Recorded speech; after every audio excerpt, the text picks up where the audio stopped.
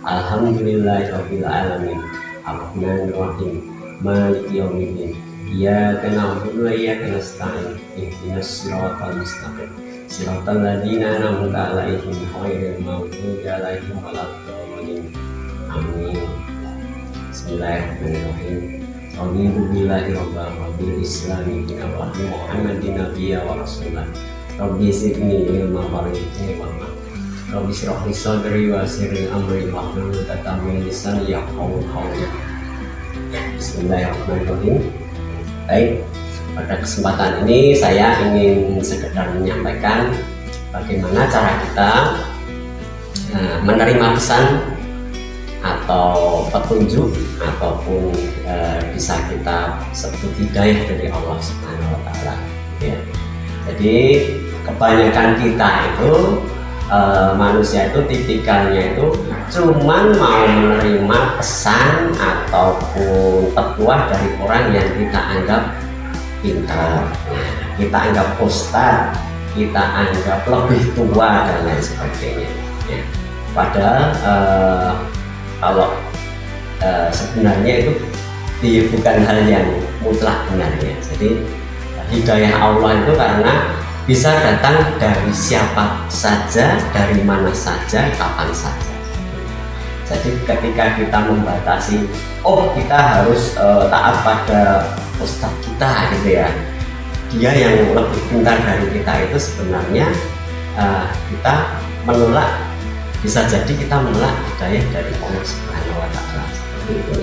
Nah, kalau kita rujuk dari berapa kisahnya, misalkan di dalam Quran juga disebutkan ada contohnya waktu itu kisahnya Nabi Musa ya Mas. Jadi Nabi Musa itu dia itu disuruh untuk belajar sama tokoh yang di dalam Quran tidak disebut namanya itu sebenarnya siapa ya? Tapi tokohnya itu Khidr.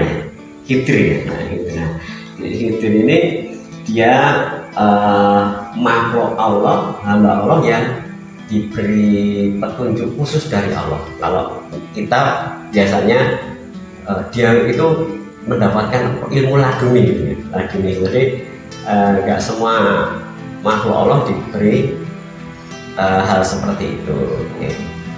Jadi pada dasarnya Khidr itu kadang-kadang Nabi Musa sendiri dia heran, ini Khidr ini kok kadang-kadang tidak sesuai ya dengan apa ya, biasanya ini yang baik itu begini, kok ini dia seperti ini sikapnya ya. Jadi kontroversi lah ya, kalau zaman sekarang ya agak kontroversi. Akan tetapi pesan yang disampaikan itu ternyata hakikat, mendekati hakikat tentang kebenaran, kesabaran, dan bagaimana cara kita menerima pesan dari Allah dan menyampaikannya kepada umatnya seperti itu.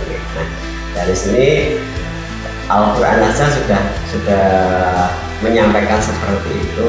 Jadi kalau kita sebagai manusia biasa harusnya membuka pintu rahmat itu. Jadi jangan pandang siapa yang berkata, siapa yang mengatakan, pesannya dari siapa, tapi kandungannya seperti apa gitu.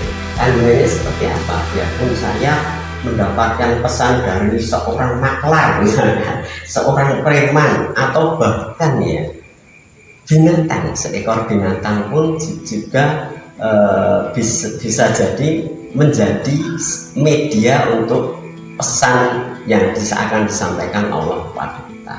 Nah, contoh seperti itu mungkin sedikit banyak akan menambah kita menjadi lebih paham bagaimana cara kita menerima pesan dari Allah, yang bahkan ternyata kan dan tidak harus dari orang yang pintar, lebih tua, dan lain sebagainya. Ternyata Allah itu memberikan hidayahnya itu tidak terbatas. Maka kita harus jangan sampai membatasi datangnya dari mana hidayah itu, kapan waktunya, dari siapa, dan dari makhluk apapun harus kita terima. Kita harus lebih peka dengan itu. Terima kasih. Mungkin itu pesan singkat dari saya. Subhanallahumma wa bihamdika Asyhadu alla ilaha illa anta astaghfiruka wa atubu ilaik. Wassalamualaikum warahmatullahi wabarakatuh.